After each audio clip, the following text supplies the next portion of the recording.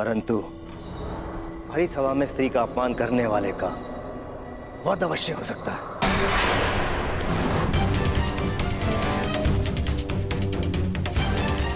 मेरी प्रजा तुम्हारी दास नहीं, तुम्हारा उन पर कोई अधिकार नहीं। सरंदरी को छूने का प्रयास भी मत करना।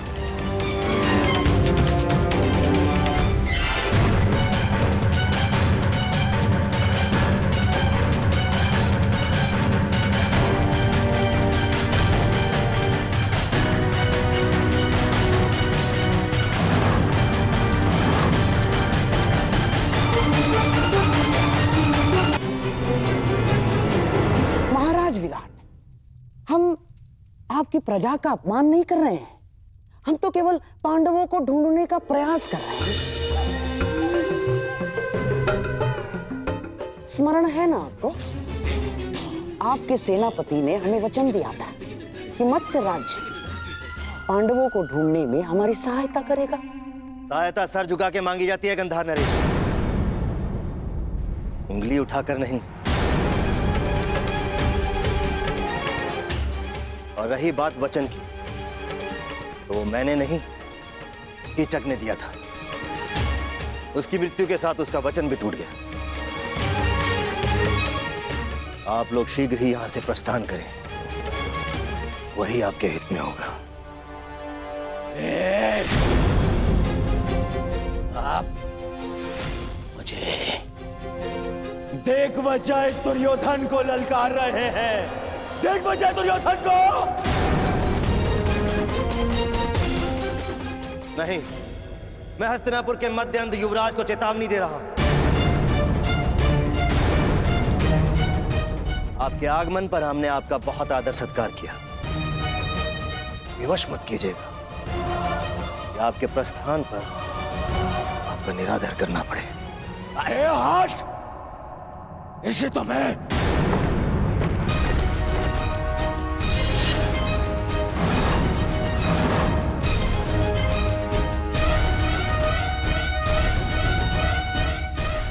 एक पग भी और आगे बढ़ाया तो मेरे सैनिक प्रहार करने के लिए स्वतंत्र होंगे।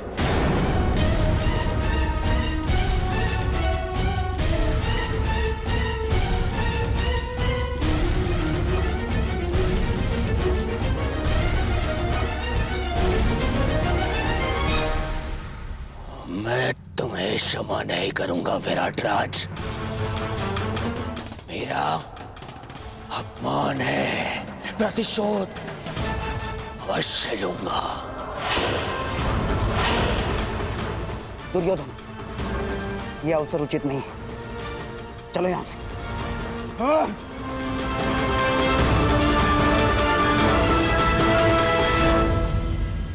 इस विराट राज्य की कृपा से कब तक बच पाओगे नपुंसक पांडवों?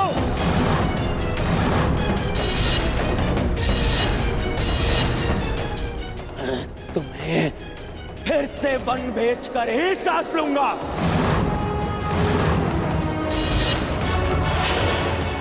और तुम पांचाली,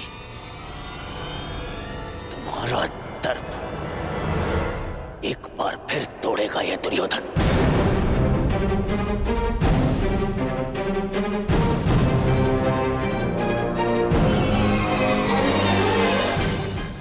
तुम विराटराज, तुमने तो मत्स्य के विनाश को ललकारा है।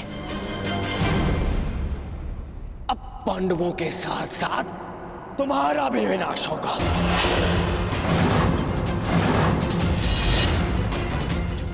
मेरे प्रतिशोध की अग्नि से तुम्हारे राज्य का हर एक घर राख हो जाएगा।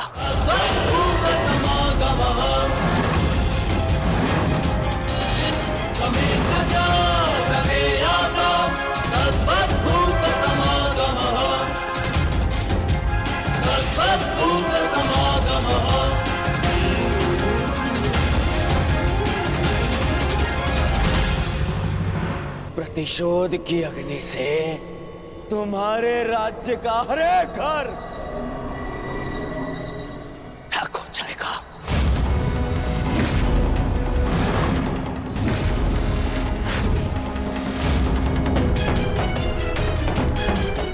दुर्योधन शांत, चलो यहां से।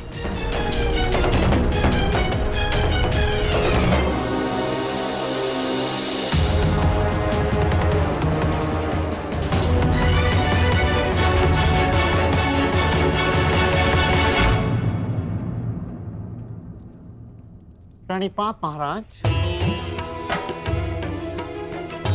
महारानी का स्वास्थ्य अब कैसा है?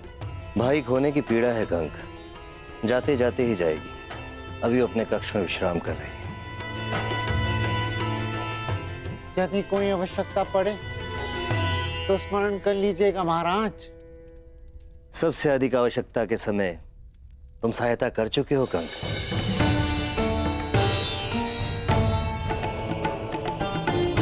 तुमने ठीक ही कहा था, मैं कीचक के नहीं संशय के दबाव में था।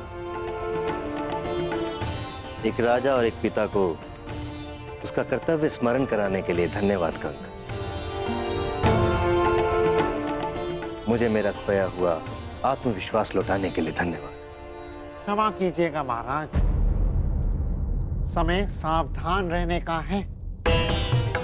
हस्तिनापुर युवराज की ललकार को मत भूलिएगा, क्योंकि मत्स्य का वो सेनापति मारा जा चुका है जिसके भय के कारण विराट नगर की सीमाएं सुरक्षित थीं।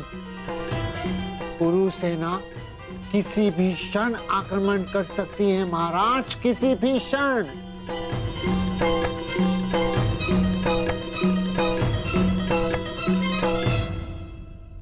ठीक कहा कंक तुमने, सच में संकट की घड़ी आ गई है। मैं आसक्त हूं और कुमार उत्तर तो अभी स्वयं बालक है।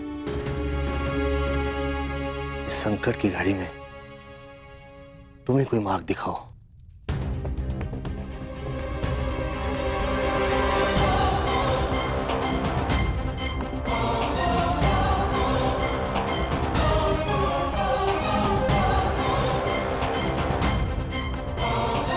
आक्रमण होने की दशा में मार्ग तो केवल युद्ध ही है महाराज, परंतु मैं आपको वचन देता कि जिस मत्स्य भूमि का हमने अन्न खाया है उसे नाश नहीं होने देंगे महाराज। नाश नहीं, सर्वनाश चाहिए मुझे, सर्वनाश। उस मत्स्य राज्य का सर्वनाश चाहिए मुझे। उसने मेरा, दुर्योधन का अपमान किया है, दुर्योधन का।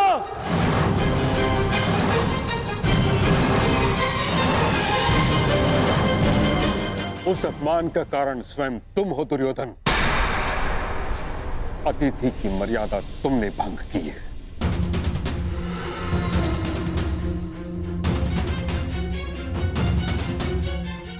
मैं कुछ भंग करना चाहता था तो वो केवल उन पांडवों का अज्ञातवास जो उस सभा में नहीं हुआ, वो अब रणभूमि में होगा, विराट पर आक्रमण करके होगा।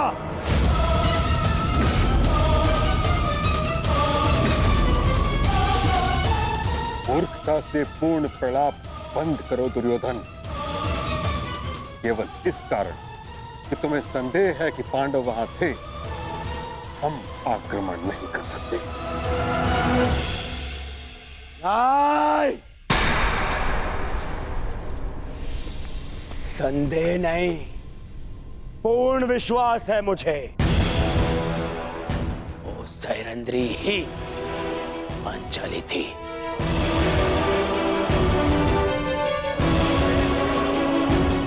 अब मामा श्री से पूछ लीजिए, गढ़ से पूछ लीजिए, वो भी वहां उपस्थित थे।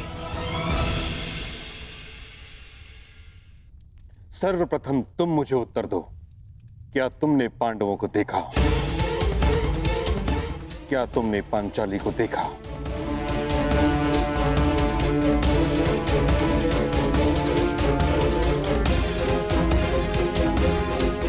मैं बस देखने ही वाला था।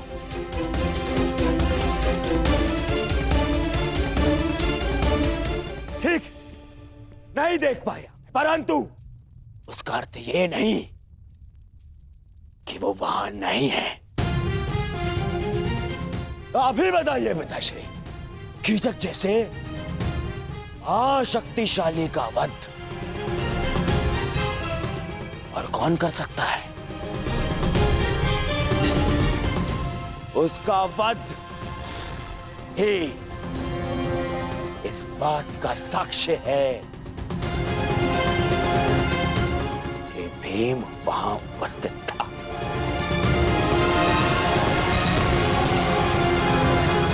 मैं दुर्योधन की इस बात से सहमत हूं ताचरी।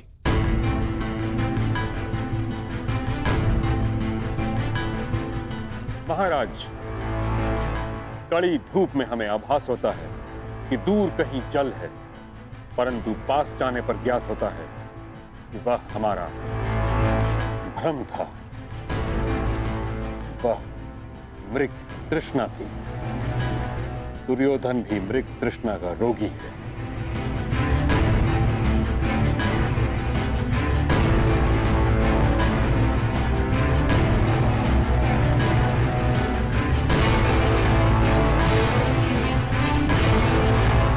आपको क्या लगता है मैं मूर्ख हूं? शत्रुता के कारण समस्त राज्य को युद्ध की अग्नि में जो झोंक दे वो मूर्ख नहीं है तो और क्या है?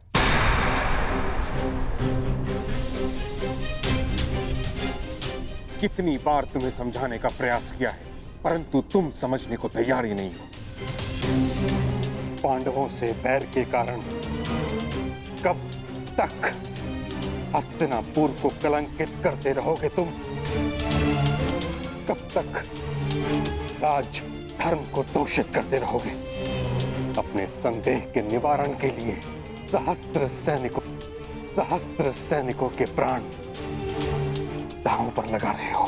क्षमा कीजिएगा महामहिम,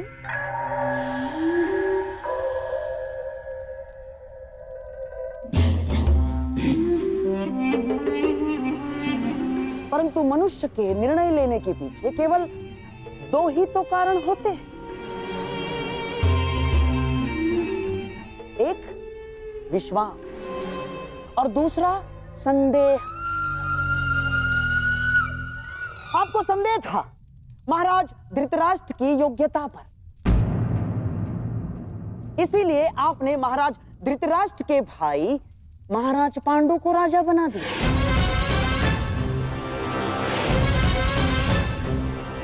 आपको संदेह था कि युद्ध में कर्ण कहीं अर्जुन के प्राण ना ले, अर्जुन को परास्त ना कर दे, इसीलिए आपने हस्तिनापुर का विभाजन भी स्वीकार कर लिया।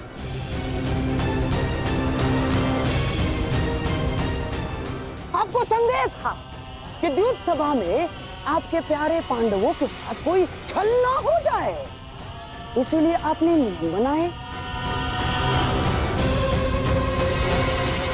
और इस समय भी आपको संदेह ही है कि कहीं मेरा प्यारा दुर्योधन आपके प्रिय पांडवों को खोज ना ले और फिर से उन्हें वनवास न जाना पड़े। महामहिम, बस करिए गंधार राज।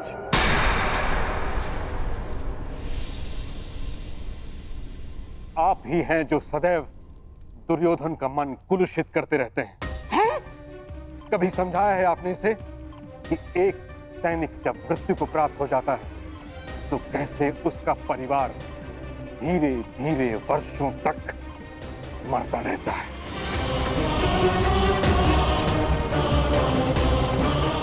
सहस्त्रों सैनिकों के प्राण का कोई मोल है? मुझे मोल नहीं है। मोल है पितामह, है। मुझे कुछ 100 सैनिकों का नहीं, उन लाखों सैनिकों के प्राण का मोल है। यदि ये युद्ध नहीं हुआ तो पांडव प्रस्तुत होंगे और फिर महायुद्ध होगा। ऐसा महायुद्ध जिसमें लाखों सैनिक अपने प्राण गंवाएंगे, फिर लाखों परिवार थोड़ा थोड़ा करके हर दिन मरते रहेंगे।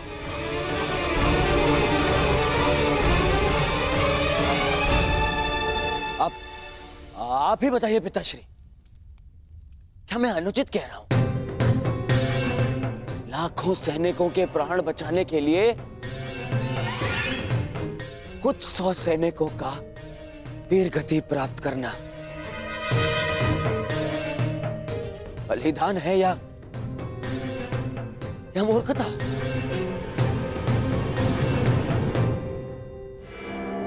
मैं तो कहता हूं कि विराट पर आक्रमण करके पांडवों का अज्ञातवास भंग करना ही नीति है। यही नीति है पितामह।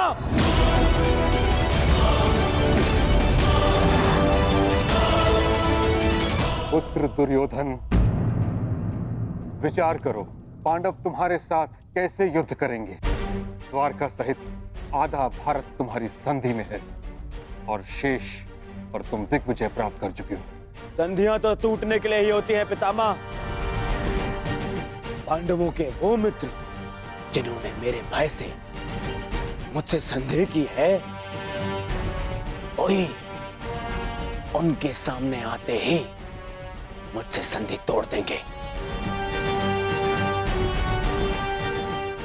परंतु आपको क्या, आपने तो सदा पांडवों का ही समर्थन किया है। आज भी जब मैं उन पांडवों से हस्तिनापुर की सुरक्षा का प्रयास कर रहा हूं, आज भी आप उन्हीं का समर्थन कर रहे हैं।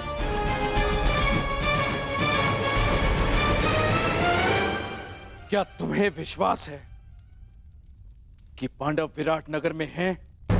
उतना ही जितना इस बात पर है कि आप हस्तिनापुर के राजा हैं।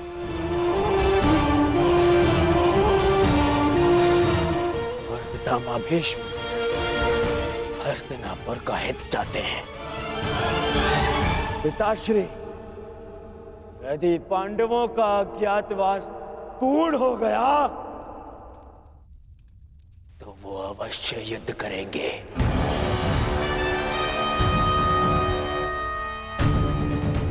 और ये युद्ध महायुद्ध होगा।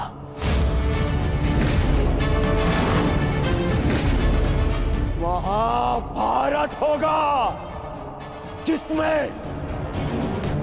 महाविनाश होगा।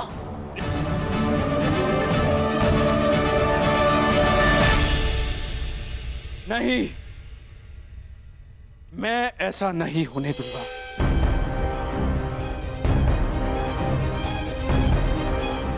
यदि विराट पर हमला करने से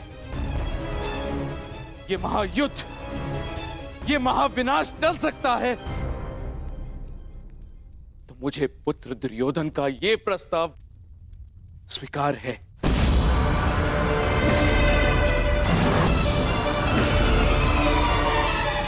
परंतु ये हस्तिनापुर के राजा का आदेश है। हस्तिनापुर विराट पर आक्रमण करेगा।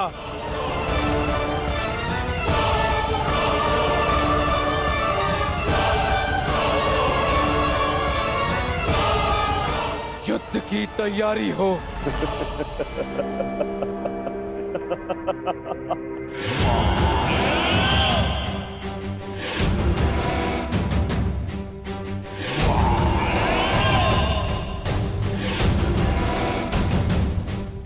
समय आ गया है मित्र। अर्जुन से तुम्हारा अधूरा द्वंद्व अब पूर्ण होगा।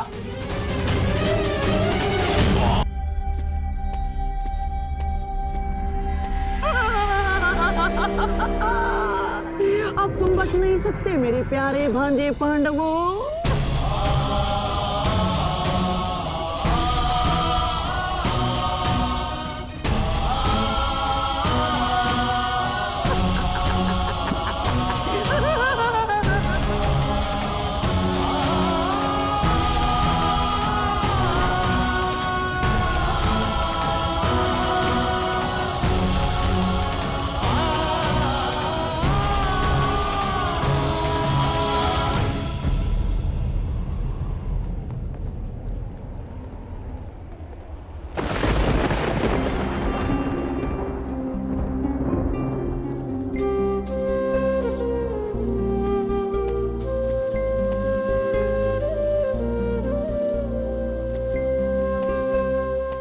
बात माताश्री।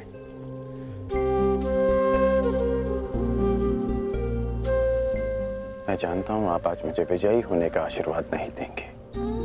मैं आज कुछ देने नहीं, स्मरण दिलाने आई हूं। तुम्हें ज्ञात होगा कि मेरे पुत्र और पुत्रवधू के साथ छल हुआ है। जो इंद्रप्रस्थ के सम्राट थे वो पिछले 12 वर्ष से वन में भटक रहे हैं।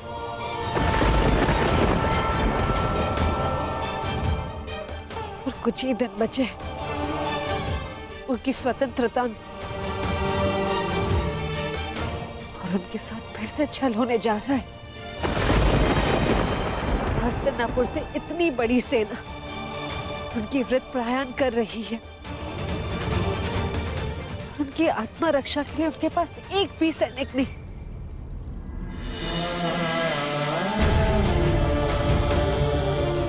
मुझे पूर्ण विश्वास है कि तुम मेरे पुत्रों के साथ एक और अन्याय नहीं होने दोगे। मैं तुम्हें स्मरण दिलाने आई हूँ कि माताश्री,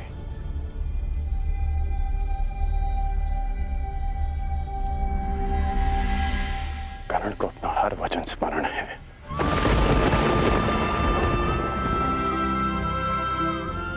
मैंने युवराज दुर्योधन के लिए शस्त्र उठाने का वचन दिया है, तो युद्ध तो मैं अवश्य करूंगा।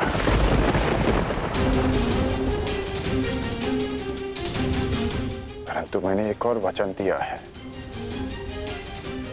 कि आपके पुत्र अज्ञातवास पूरा करेंगे, और ये वचन भी मैं अवश्य पूरा करूंगा।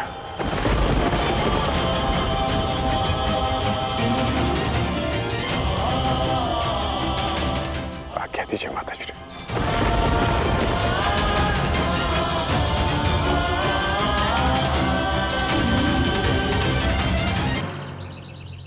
मत्स्य में आज एक नया सूर्य उदय हुआ है। मत्स्य का राजा मैं पहले भी था, परंतु स्वतंत्रता का आभास नहीं होता था मुझे। आज वर्षों के पश्चात यहाँ की वायु में स्वतंत्रता अनुभव कर रहा हूं मैं। अनुभव हो रहा है कि मेरे पास भी शक्ति है। अब मुझे हस्तिनापुर से युद्ध होने का कोई भय नहीं। जिसके पास तुम्हारे जैसा हितैषी हो उसे कैसा भय कंक। तुम्हारे प्रोत्साहन से आज फिर से मैं स्वयं को एक शक्तिशाली राजा अनुभव कर रहा हूं। महाराज, मनुष्य को शक्ति आत्मविश्वास से मिलती है। यदि आत्मविश्वास है तो मनुष्य स्वयं की और अपनों की रक्षा कर सकता है।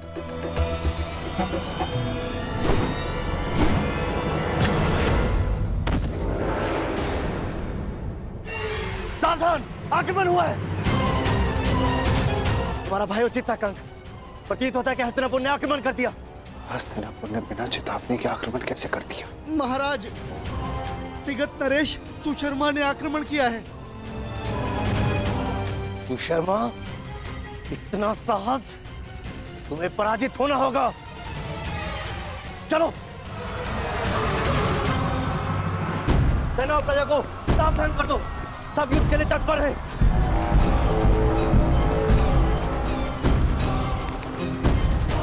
ये जानते हुए भी हिम्मत से दुर्योधन का मित्र राज्य है, सुशर्मा ने आक्रमण का साहस किया। ये तब तक संभव नहीं जब तक उसे किसी बड़ी शक्ति का समर्थन प्राप्त ना हो। इसका अर्थ ये सब दुर्योधन ने करवाया।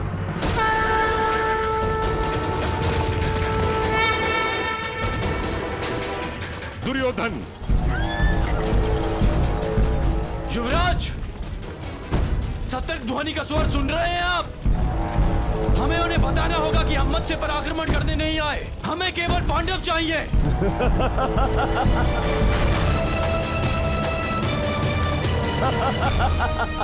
मित्र, उनका सतर्क होना स्वाभाविक है, क्योंकि विराट पर आक्रमण हो चुका है।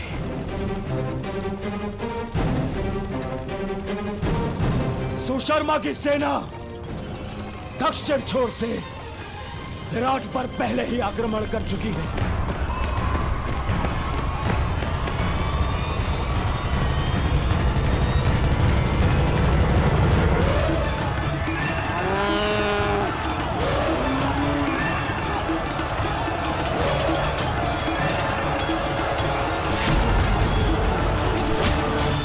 इस योजना के विषय में हमें बताना तुमने उचित नहीं समझा दुर्योधन।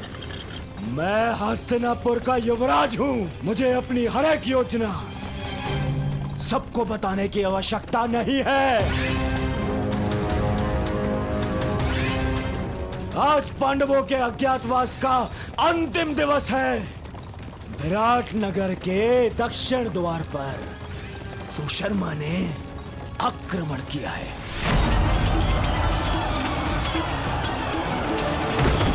उनका सारा ध्यान विराट के दक्षिण द्वार पर होगा और हम उत्तर दिशा से आक्रमण करके पांडवों को वहीं घेर लेंगे। ये नीति के विरुद्ध है। जो राज्य पहले से ही युद्ध में व्यस्त हो उस पे इस प्रकार आक्रमण करना छल है। ये छल नहीं है, क्योंकि सुशर्मा हस्तिनापुर का ही सहयोगी है। मुझे किसी भी मूल्य पर उन पांडवों को सूर्यास्त से पूर्व पकड़ना है।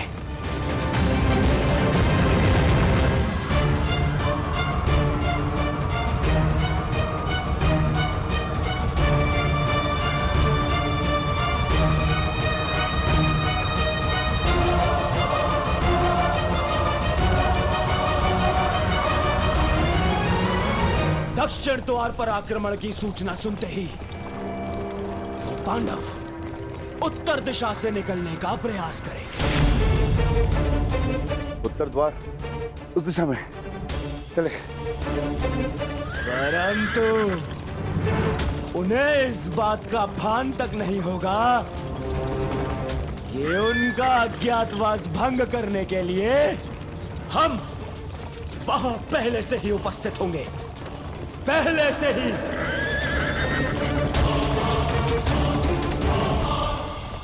दुर्योधन अपने साथी, महारथी और सेनापति को इस प्रकार योजना से अवगत न रखना असम्मान माना जाता है और इस प्रकार से छल करके आक्रमण करना अधर्म। मैं आपको साथ केवल इसलिए लाया हूं पितामह, ताकि आप सब इस बात के साक्षी हो सके कि मैंने पांडवों का अज्ञातवास धर्म सम्मत भंग किया है।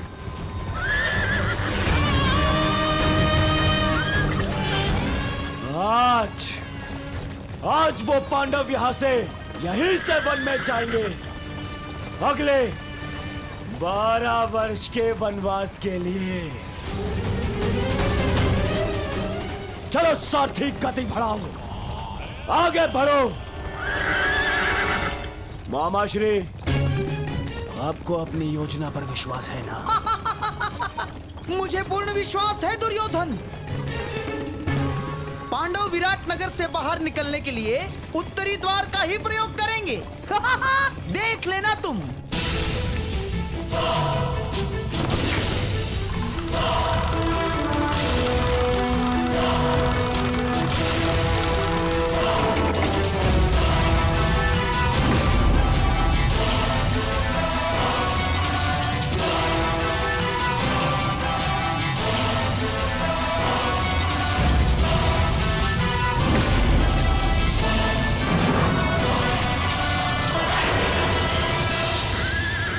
गति बढ़ाओ साथी, आगे बढ़ो।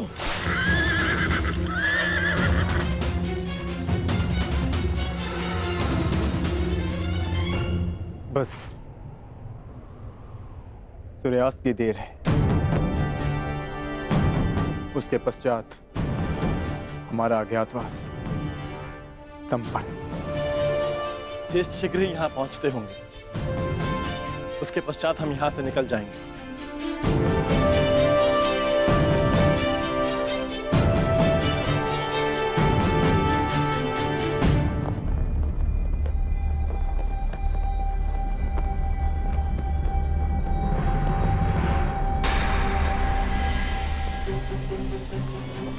से ध्वज को हटाया जा रहा है? हमें शीघ्र ही यहाँ से प्रस्थान करना होगा। नहीं,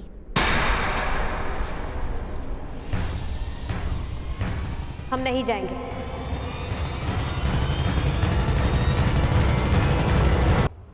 क्योंकि जब हमें 1 वर्ष का अज्ञातवास बिताने के लिए स्थान की आवश्यकता थी, हमने यहाँ पर शरण ली, यहाँ का अन्न खाया है हमने।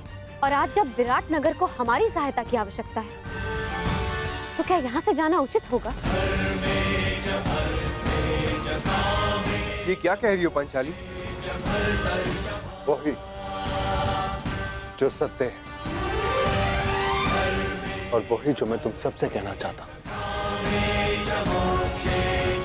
यदि विराट नगर में हमें छिपने का स्थान नहीं मिलता, तो अब तक हम सब पकड़े जाते और फिर से वनवास काट रहे होते। ये समय विराट राज का ऋण चुकाने का। परंतु ज्येष्ठ, उन्होंने हमें पहचानकर सहायता नहीं की थी, उन्होंने हमें काम पर रखा। तो इस नाते वो हमारे स्वामी हुए और बिना उन्हें सूचित किए हमारा यहां से जाना भी अधर्म है। धर्म? इसी धर्म के कारण हमें द्यूत में हार मिली। इसी धर्म के कारण आपने फिर से द्यूत खेला। परंतु अब नहीं ज्येष्ठ, केवल एक बार हमारी बात मान लीजिए। पांचाली के खुले काले केशों को देखिए, उस प्रतिज्ञा का स्मरण कीजिए जो हम सबने मिलकर ली थी।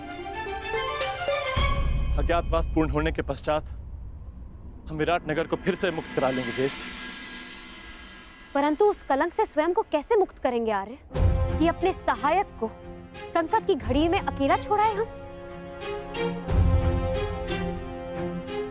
यदि जाना है तो जाकर एक बार विराट राज से कह देते। उनको बताना पड़ेगा कि हम पांडव, वीर पांडुपुत्र कायरों की भांति जा रहे हैं।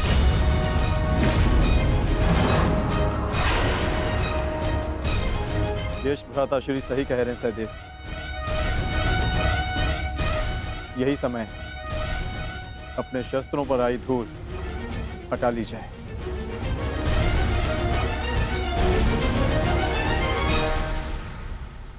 छोड़ो, छोड़ो मुझे, छोड़ो, छोड़ो, छोड़ो मुझे। मैं यहाँ से नहीं जाऊंगी। अपने पिता, अपने नगर को छोड़ के मैं नहीं जाऊंगी। परंतु महाराज को बंधक बना लिया गया है और मेरा कर्तव्य है आपको सुरक्षित स्थान पर पहुंचाना राजकुमारी जी। और मेरा कर्तव्य अपनी जन्मभूमि, अपने नगर की रक्षा करना है। हाँ, मैं भी अपने स्वामी को छोड़कर कहीं नहीं जाऊंगी, चाहे सुशर्मा की सेना हमें बंदी क्यों ना बना ले। परंतु हम महारानी हैं, हमारे आदेश की अवहेलना नहीं होगी। देखा सहदेव,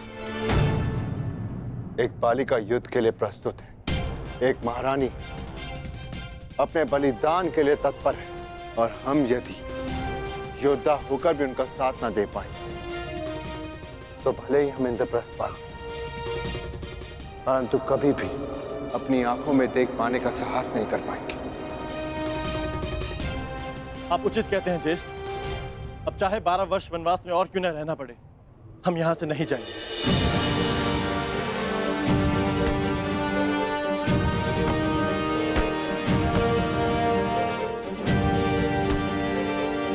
भयभीत होने की कोई आवश्यकता नहीं है माताश्री, मैं आपकी रक्षा करूंगा। मेरे होते हुए राज्य पर कोई कुरुदृष्टि नहीं रख सकता। कहाँ प्रयाण की तैयारी कर रहे हैं युवराज? युद्ध के लिए। ज्ञात है ना, मेरे पिताश्री को शत्रुओं ने बंदी बना लिया है। मैं एक योद्धा हूं, मैं युद्ध करूंगा उनसे, विराट नगर का मान बचाऊंगा।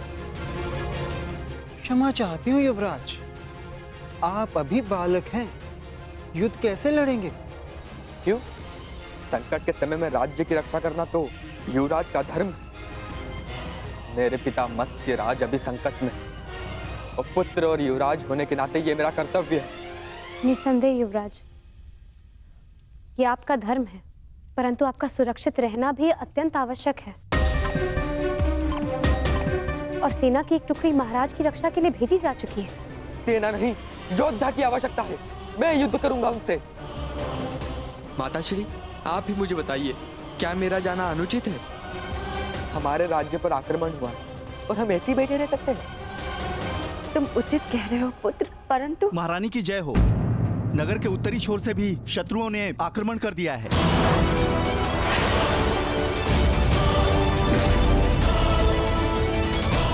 सुशर्मा ने तो दक्षिण दिशा से आक्रमण किया था, उत्तर से किसने आक्रमण कर दिया?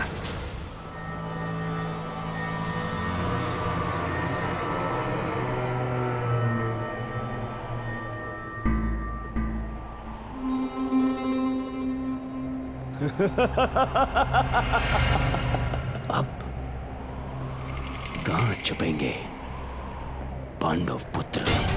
आज होगा पांडवों का अज्ञातवास भंग।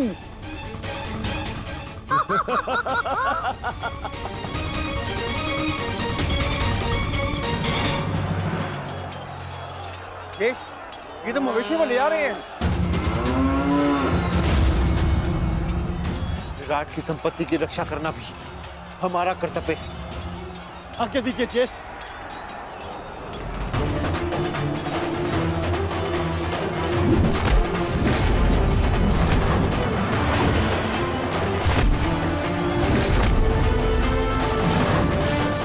मुझे विश्वास है नकुल और सहदेव इस ओर संभाल लेंगे। हमें शीघ्र ही विराट राज को खोजकर उन्हें मुक्त कराना होगा। भीम, वो रे विराट राज, शीघ्रता करो। बड़ा विराट राजा बनता था, कीचक ही तुम्हारी शक्ति थी। उसके बिना तू एक बूढ़ा हारा पुरुष है विराट राज।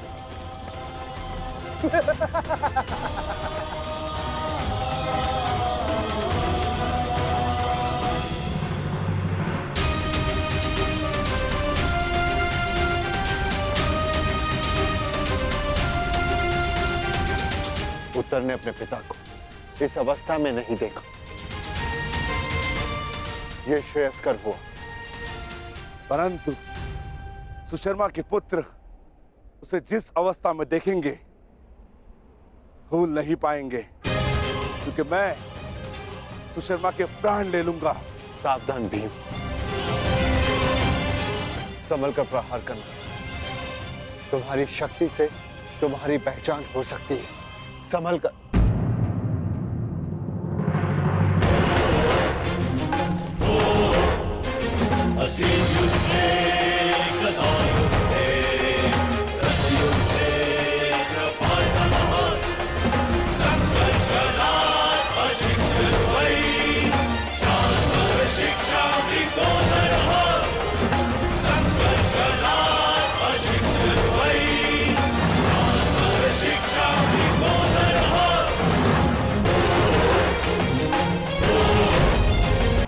सावधान सुशर्मा, मैं तुम्हें चेतावनी देता हूं कि महाराज को मुक्त कर दो, अन्यथा। कौन हो तुम? वल्लभ, महाराज का प्रमुख रसोइया। हमारे अभी इतने बुरे दिन नहीं आए कि हम एक रसोइये से युद्ध करें।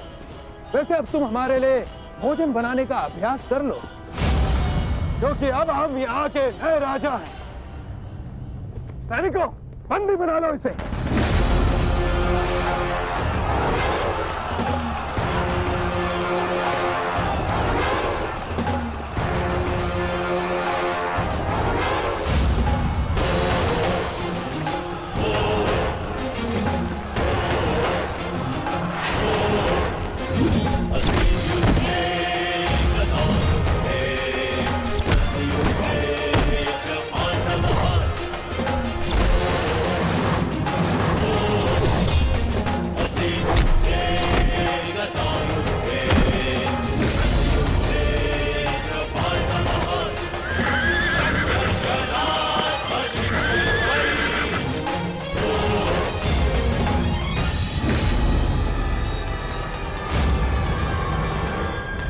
हे ईश्वर, दुर्योधन, महाबली भीष्म और अंगराज कर्ण जैसे महारथियों का सामना कैसे करेगी हमारी सेना? कैसे करेगी? युद्ध का वास्तविक आनंद तो महारथियों के साथ लड़ने में ही आता है माताश्री। अब आएगा युद्ध का आनंद। अब सिद्ध होगा कि आपका पुत्र कितना बलशाली, कितना वीर है। अब आप देखना कैसे मैं महान धनुधारी अर्जुन के भांति अपने बाणों से कौरवों का नाश करता हूं। अत्यंत उत्साही मत बनो पुत्र। क्षमा चाहती हूँ महारानी, परंतु युवराज का कहना उचित है। ये कैसी बात कर रही हो सारंधरी? युवराज अभी बालक है, वो भीष्म और कर्ण जैसे महायोद्धाओं का सामना कैसे कर पाएंगे? कर सकता हूं, परंतु एक समस्या है। एक उत्तम सारथी की आवश्यकता है, अन्यथा उन कौरवों को मैं धूल चटा दूं।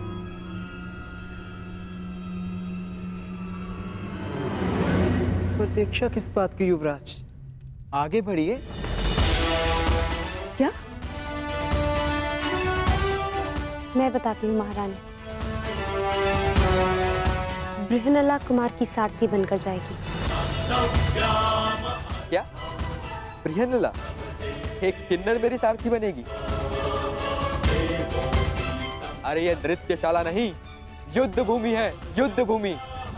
वीणा की तार और अश्वों की रास में बहुत अंतर होता है।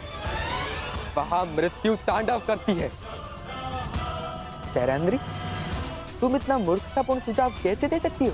कुमार, आपने महान धनुर्धर अर्जुन का नाम लिया, इसी कारणवश मैंने बृहनला को आपकी सारथी बनाने का सुझाव दिया, क्योंकि एक समय पर बृहनला अर्जुन की सारथी रह चुकी है। क्या? ये अर्जुन के सारथी? विश्वास नहीं होता।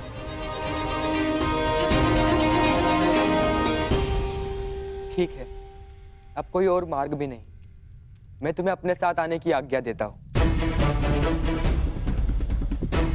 यदि तुम महान अर्जुन की सारथी थी, तो मैं भी तुम्हें अपनी सारथी बना सकता हूं।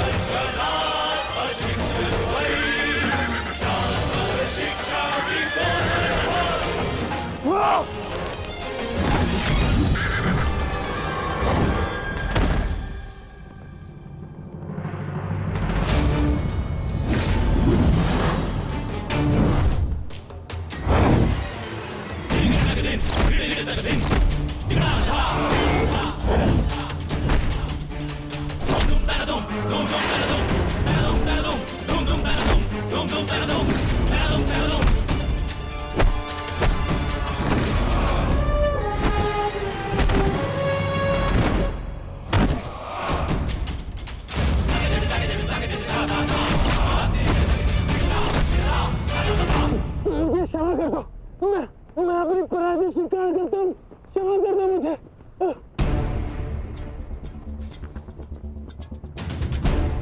इतने भी बुरे दिन नहीं आए कि प्राणों की भीख मांग रहे एक याचक को निराश करूं। तुम महाराज के दोषी हो। तुम्हारा निर्णय वही करेंगे। क्षमा महाराज, मैं अपनी पराजय स्वीकार करता हूं। आदेश दीजिए महाराज, क्या करना है इस दुष्ट पापी का?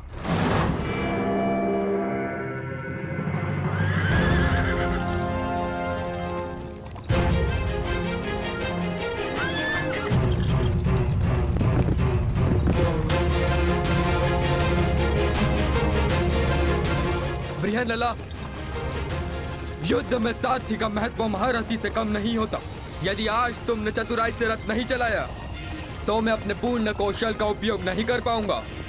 मुझे आज महामही भीष्म, महाबली कर्ण और महान द्रोण जैसे महारथियों को परास्त करना है। और ज्ञात रहे, जिस गति से मेरे बाण चले, उसी गति से ये रथ चलना चाहिए। जो आदेश युवराज, मैं प्रयास करूंगी कि आपको नाराज ना करूं।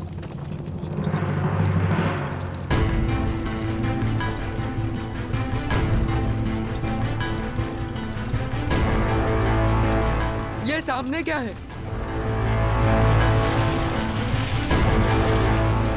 रथ की गति बढ़ाओ बृहनलला, मुझे स्पष्ट नहीं दिख रहा है।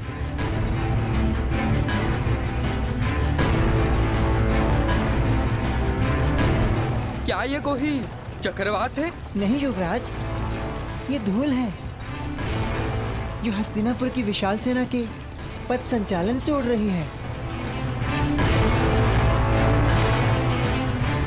क्या हस्तिनापुर की सेना इतनी विशाल?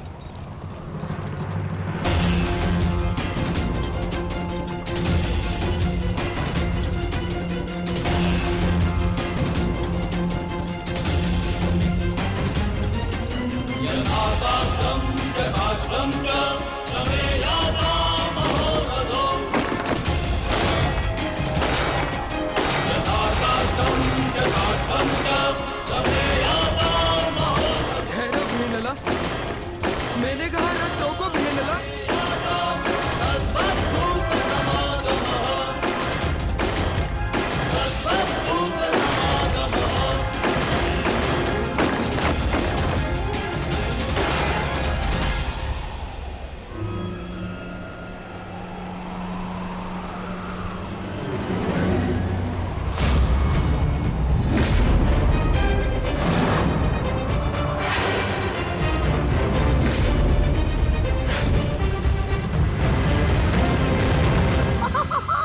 मैंने कहा था ना दुर्योधन, ये पांडव उत्तरी दिशा से ही बाहर आएंगे। वो रथ देख रहे हो? कदाचित उसी रथ में छिपकर भाग रहे हैं भगोड़े। आओ!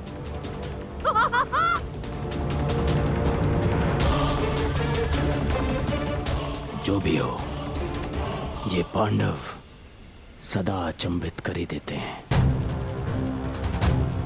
हस्तिनापुर की इतनी बड़ी सेना के समक्ष केवल एक पांडव पुत्र।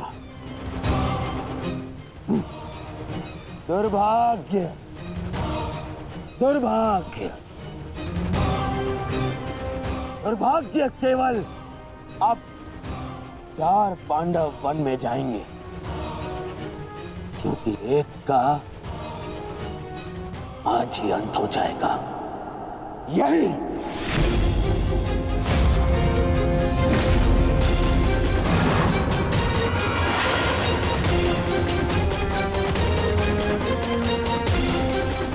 ठहरो सारथी। क्या हुआ युवराज? आपने रोकने के लिए कहा। हाँ, तुम्हें सुनाई नहीं देता? मैंने कहा रथ रोको।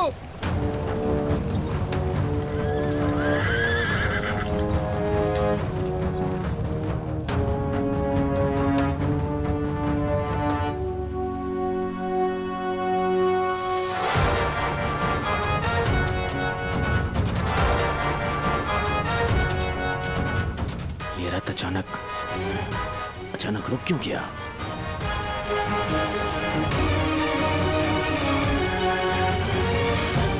क्या हुआ युवराज? आपने रोका क्यों? शत्रु हमारी प्रतीक्षा कर रहा है। अपने बाणों का स्वाद चखने का सौभाग्य दीजिए उन्हें। तुम मूर्ख हो बृहनलला। अरे माना मैं वीर हूं, परंतु इतनी विशाल सेना से युद्ध करना तो आत्महत्या है। देखो, दाएं से बाएं तक जहां दृष्टि जाती है हस्तिनापुर की सेना फैली हुई है। देखो, वो दूर श्रीतिश तक घेर लिया है उन्होंने। बृहनलला, मुझे लगता है कि हमें सेना के साथ आना चाहिए। कौन सी सेना युवराज? इस मत्स्य में यदि कोई महारथी शेष है तो वो केवल आप हैं। परंतु इतने महारथियों और इतनी विशाल सेना के समक्ष तो मैं पल भर भी नहीं ठहर पाऊंगा। नहीं, तुम रथ को पुनः महल ले चलो। नहीं युवराज, ऐसा सोचना भी अधर्म है। आप विराट नगर के युवराज हैं। भूल गए महारानी और कुमारी उत्तरा को क्या वचन दिया था आपने? इस समय प्रजा की एकमात्र आशा आप हैं। परंतु यदि आप कायरों की भांति भाग निकले तो विराट नगर पर, आपके कुल के मस्तक पर भयंकर कलंक लग जाएगा। वो देखिए, शत्रु हमारे समक्ष खड़ा ललकार रहा है हमें। क्षत्रिय धर्म निभाने का समय आ गया है युवराज। धनुष उठाइए युवराज, धनुष उठाइए।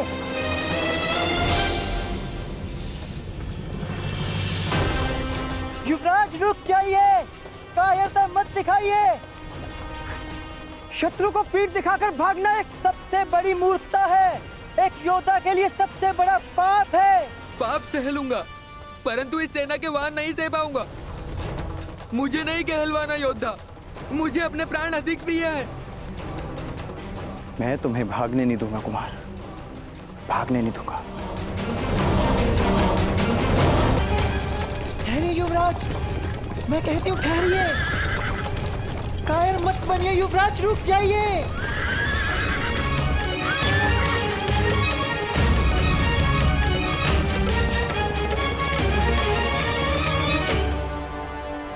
ये कैसे हो सकता है?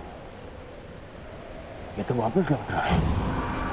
आमश्री, आपने तो कहा था कि ये योजना सफल होगी। पांडव इसी द्वार से आएंगे, परंतु ये तो उल्टे पांव लौट रहे हैं। नहीं, ये पांडव हो ही नहीं सकते, क्योंकि पांडव अपने शत्रु को पीठ दिखा के नहीं भाग सकते। हो सकता है दुर्योधन की ये पांडव ना हो, परंतु पांडवों के पास हमारे समक्ष प्रस्तुत होने के अतिरिक्त और कोई मार्ग है ही नहीं।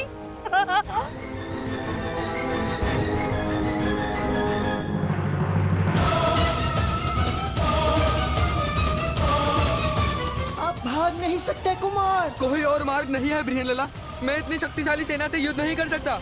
परंतु मेरी दृष्टि में युद्ध के अतिरिक्त कोई मार्ग नहीं।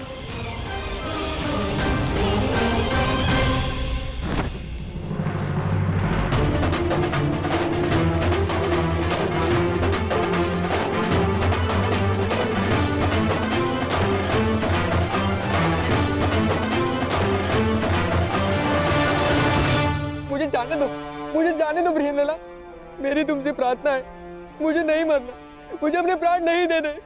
ये समय रोने का नहीं है युवराज। क्या कहा था आपने? आप एक योद्धा हैं, और एक योद्धा मृत्यु का सामना हंसकर करता है, मृत्यु के भय से रोता नहीं। और किस बात से भयभीत हैं आप अकेले नहीं हैं। तुम्हारी मति तो नहीं मारी गई है, अकेले ही तो हूं मैं बृहनलला। देखो चारों, कहाँ है सेना? कौन देगा मेरा साथ? मैं दूंगी आपका साथ। तुम्हारा साथ किस काम का? तुम तो एक किन्नर हो।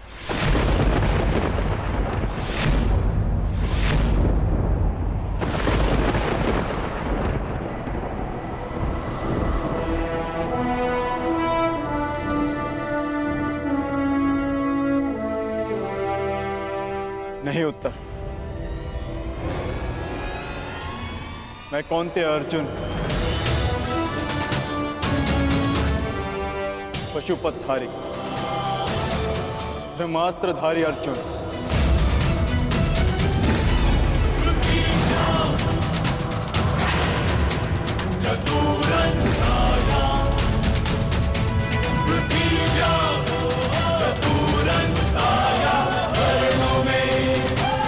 असंभव।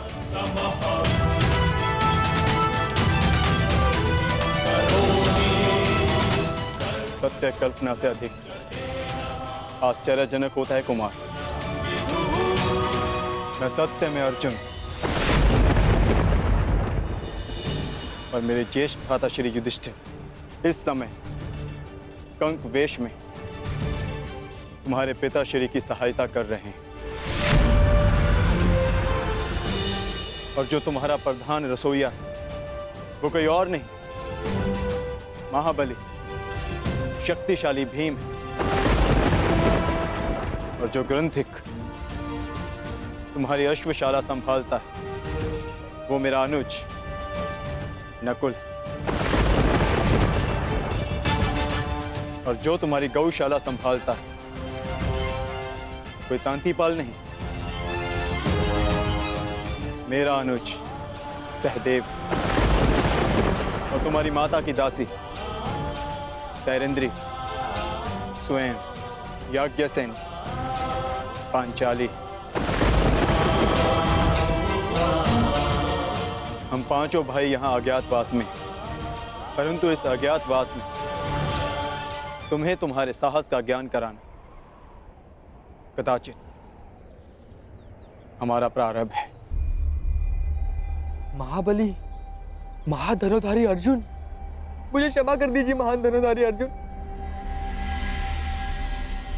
मैंने आपका निरादर किया, मुझसे भूल हुई।